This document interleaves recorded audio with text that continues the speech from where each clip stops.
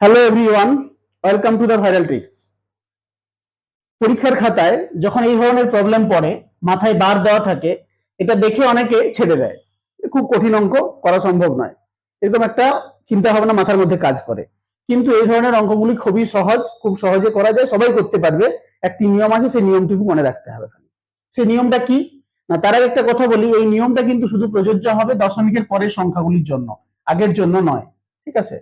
তাহলে এই প্রথম সংখ্যাটাকে যদি আমি সামান্য ভগ্নাংশে পরিণত করি, তাহলে কিভাবে করব সেটা একটু দেখে নেব।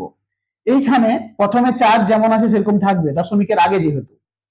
এরপরে পরের সংখ্যাগুলোর জন্য, দশমিকের পরের সংখ্যাগুলোর জন্য যার মাথায় বার নেই, পুরো সংখ্যাটি থেকে সেই সংখ্যাটি বিয়োগ করে লিখতে হবে। তার মানে এখানে আছে কত, 1025। 1025 থেকে 10-এর মাথায় বার নেই, 10 যদি বিয়োগ করি কত হবে, 1015। এখানে লিখবো 1015 হয়ে গেল। বাই নিচে কি হবে, নিচে হবে দশমিকের পরে যতগুলোর মাথায় বার আছে ততগুলো নয়, তার মানে দুটোর মাথায় বার আছে, দুটো নয়। যতগুলোর মাথায় বার নেই ততগুলো শূন্য, দুটোর মাথায় বার নেই, দুটো শূন্য। এইটাকে কাটাকুটি করলে লাস্ট পর্যন্ত যা আসবে সেটাই হবে আমাদের উত্তর। মানে এটাকে লঘিষ্ঠ আকারে প্রকাশ করে দিতে হবে, তাহলেই হয়ে গেল উত্তর।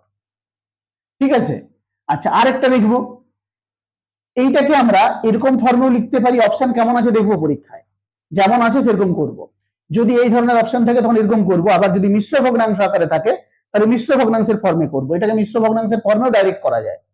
সেটা কি না, প্রথমে 3 যা আছে সেটাকে মিশ্র ভগ্নাংশের পূর্ণ অংশে রেখে দেবো, বাকি যে দশমিকের পরে যে অংশটা আছে সেই অংশটার জন্য নিয়ম অ্যাপ্লাই করে বাকিটাকে ভগ্নাংশে প্রকাশ করব।